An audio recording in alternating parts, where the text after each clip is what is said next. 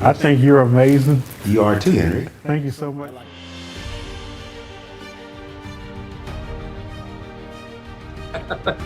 Well, Perry, you are awesome. Thank you, brother. Thank you, and I appreciate you what you're doing too, buddy. Well, thank you. Because if you allow the world to define you, if you allow friends to define you, if you allow your spouse to define you, or anybody to define you outside of how God sees you, that does open the door to rejection. God bless you. I hope y'all have an amazing day. Thank you, Brother Henry. Thank you. God bless you too. Thank you for having us. Welcome to the Brother Henry and You Show. I am your host, Henry Harris. Thank you for joining with us today. I'm so excited about today's program. Today we have the Honorable, the one and only Master Prophet E. Bernard Jordan. He is the founder of Zoe Ministries and the host of The Power of Prophecy. And Dr. E. Bernard Jordan, I wanted to tell you that what I'm about to say, I'm not trying to discredit other prophets or upcoming prophets. I appreciate everyone who works in that office, but when they say that you are the most trusted name in prophecy, I want you to know that you are most certainly the most trusted name in prophecy, America's Black prophet. Thank you so much for being with us today. God bless you, and thank you for having me. And I'm honored to be here with you on this lovely day. Can you tell us briefly, just a little bit about yourself before I get into these other questions, like your upbringing, etc.? Sure. Well, I am 63 years old. You don't look 63 either. Well, that's a good thing by God's grace. But I'm 63 years old. I have 5 children, 11 grandchildren, and I am married for this year will be 44 years that I will be married. I am the husband of one wife. I know that's kind of rare today, 44 years, the husband of one wife, but I am the husband of one wife and happily married. I met my wife in high school. She's been flowing in the prophetic since she was 12. I started functioning in the prophetic at 15 years of age. Then started Zoe Ministries in 1983 and been going strong ever since, a strong prophetic church, prophetic outreach. And we're doing part 2 of the documentary. And we are also prophesying to people every day. And we could tell people how to get a prophetic word for their life personally if they will text me today. So they need to go ahead and get their phones. Like my phone is ringing right now. They need to go ahead and get their phone and get ready to text 55444 and text the word prophecy. And I will send them a personal prophetic word all about their life that will be amazing to their existence. That's awesome, and we'll put that information on the stream as well. A lot of people say that they're called to ministry. When were you able to identify that you were called, and how did you know you were called to do ministry? That is a very good question, because April of 1975, I had a dream, and I had been 1 month saved, and the Lord said, "You must prophesy for me in a dream." And I was like, prophesy for you. What is prophecy? So I went to my local church, and they were cessationists, which means that they believed that all of the gifts and manifestation of the Spirit died with the first century church. Mm-hmm. And they said, well, there's no more prophets today, there's only preachers. And I said, well, I believe that I'm called to be a prophet. And not knowing that during that time, my mother was a Sunday school in that church, and she kept asking the authorities in the church, where are the prophets for today? Where are the prophets today? Even while she was carrying me, in the belly and as a child, not knowing that there was to be a prophet born out of her own womb. I began to go to a local church, the St. Mary's Church of Christ, Disciple of Christ, which now believe in the gifts and the manifestations of the Spirit. And then I left there, went to Apostle Johnny Washington, which is Tabernacle of Prayer, where I began to really get trained in the prophetic. And it was a mega church, a church of over 3,000 members. But in the church, they welcomed the gifts and the manifestation of the Spirit. And I would say I learned it because the apostle operated so much in the prophetic that he began to teach us, and I learned it by observation. I learned to hear the voice of God. I was prophesying in the assembly, and they were watching the word of the Lord come about and come to pass. So that was when I got called to the prophetic, and then the prophetic is a lifelong development, as you well know. This is not on the paper. It's just a question I just thought about. How has Reverend Ike influenced you in your ministry? Listen, Reverend Ike is the one and only. There was never one before him. There'll never be another one after him.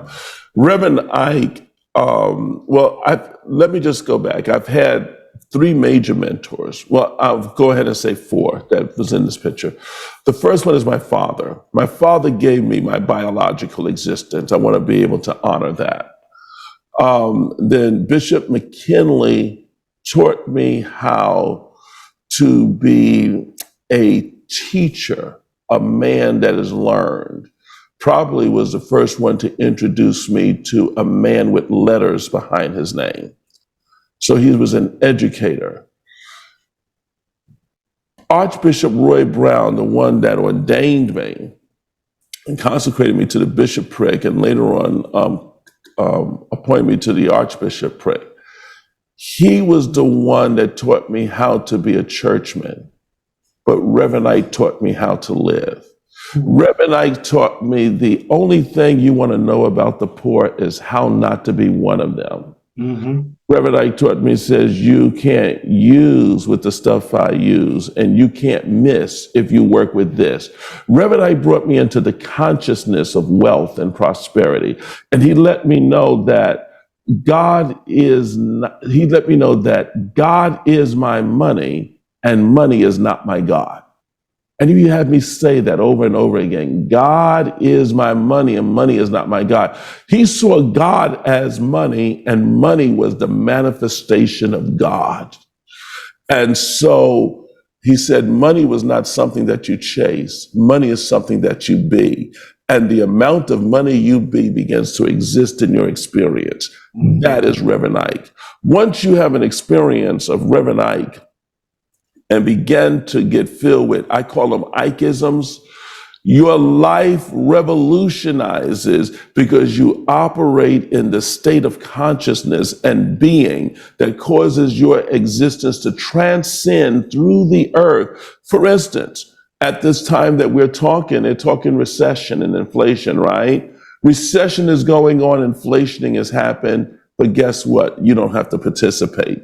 The only thing that exists in your life is that which you choose to participate in. That is the teaching of Reverend Ike. Amen. And I didn't know him personally, but as an outsider looking in, he seemed like a very decent man.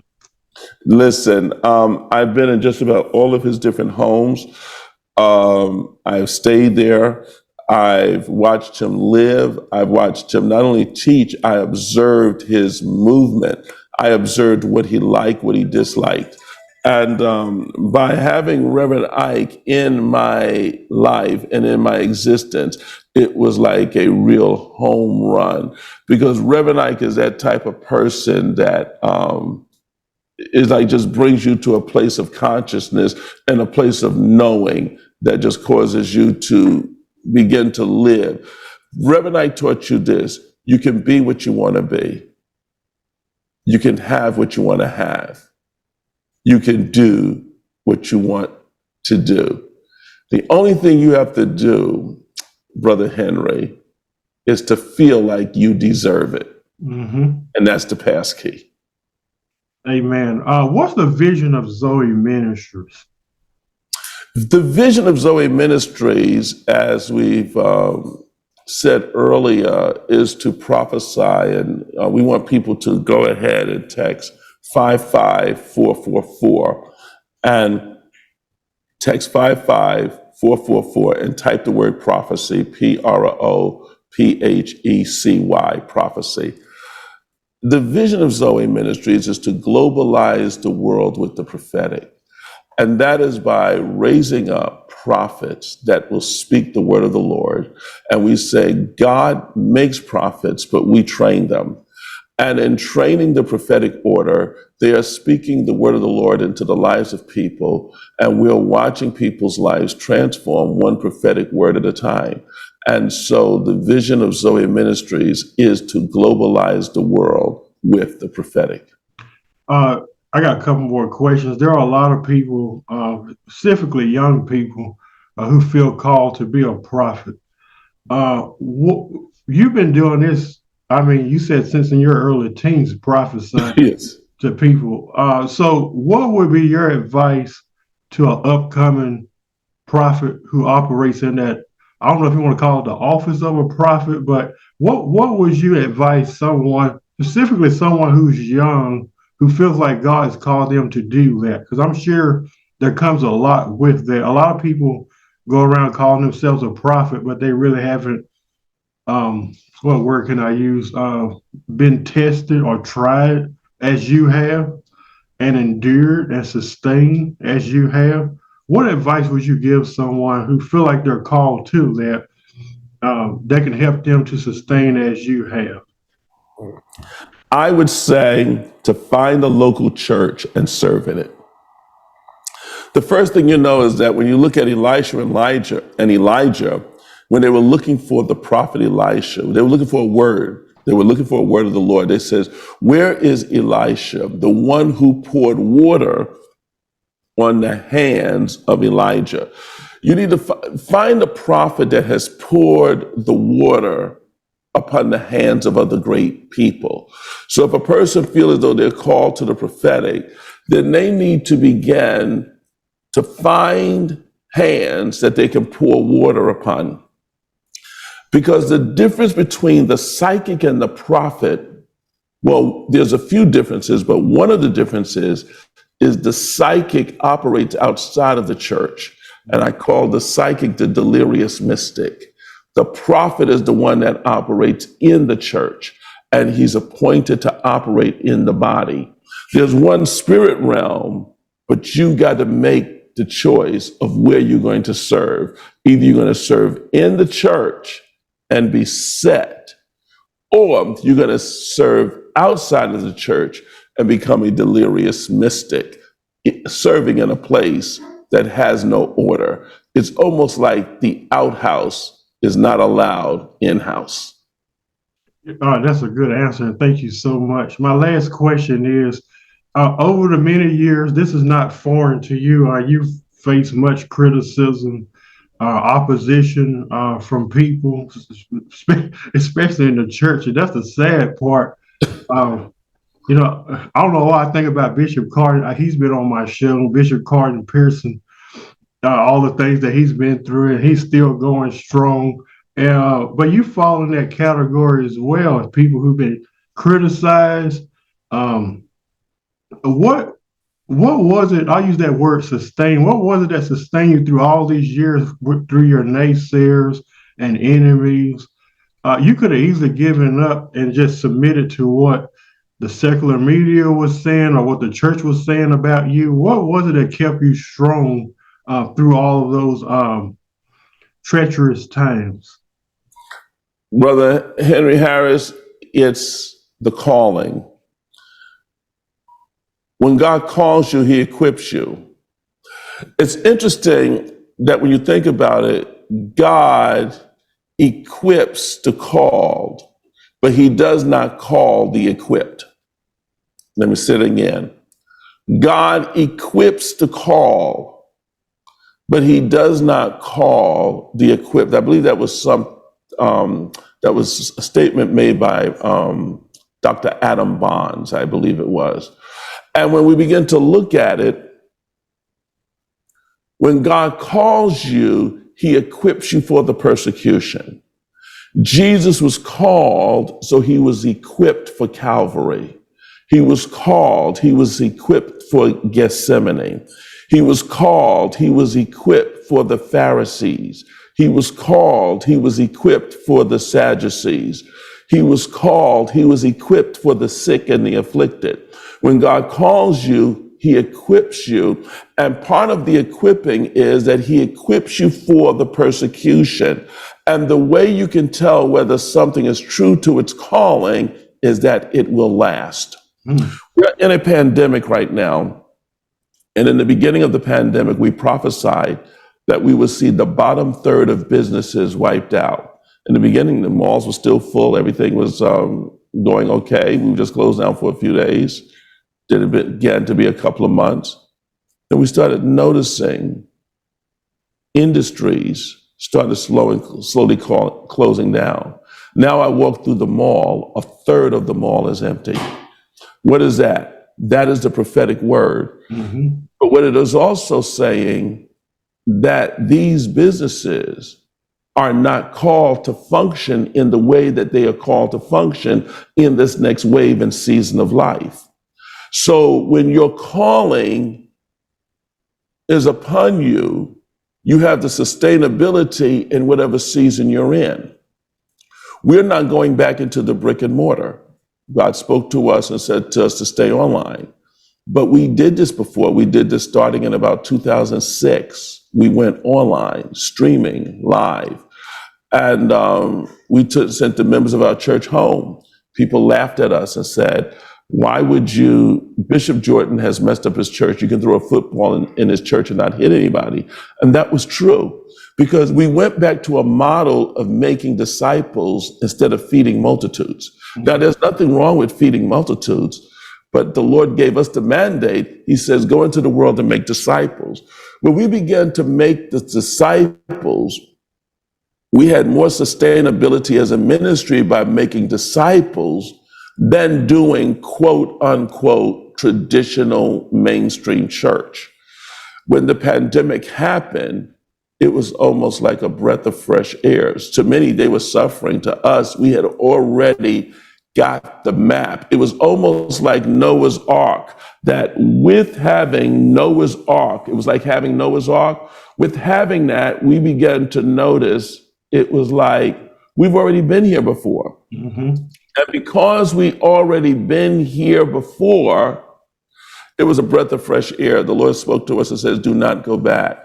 And he said that the people of God would have to rethink what will be the purposes of their sanctuary. I'm prophesying now that we may need to close the doors of the brick and mortar and open up our doors to the streets and the communities that we're in.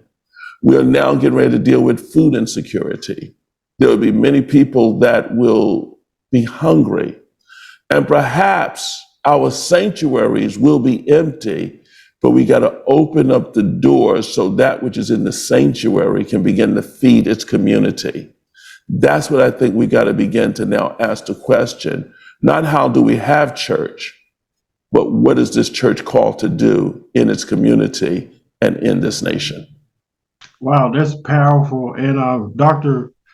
E. Bernard Jordan, thank you for taking this opportunity to be on the show today. For more information about Master Prophet E. Bernard Jordan, visit www.zoeministries.com. You can also visit bishopjordan.com. And before we go to a close, would you remind our audience again that number you said to text?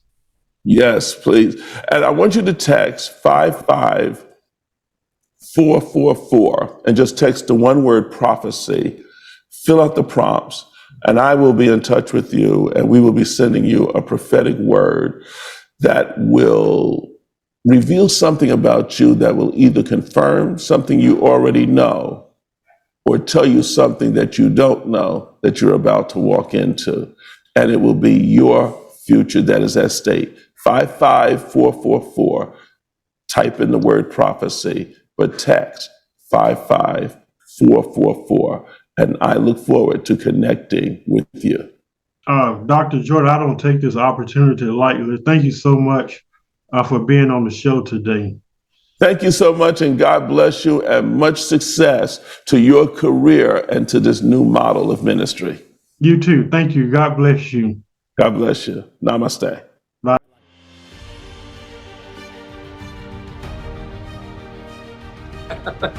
Well, Perry, you are awesome. Thank you, brother. Thank you, and I appreciate you what you're doing too, buddy. Well, thank you. Because if you allow the world to define you, if you allow friends to define you, if you allow your spouse to define you, or anybody to define you outside of how God sees you, that does open the door to rejection. God bless you. And I hope y'all have an amazing day. Thank you, Brother Henry. Thank you. God bless you too. Thank you for having us.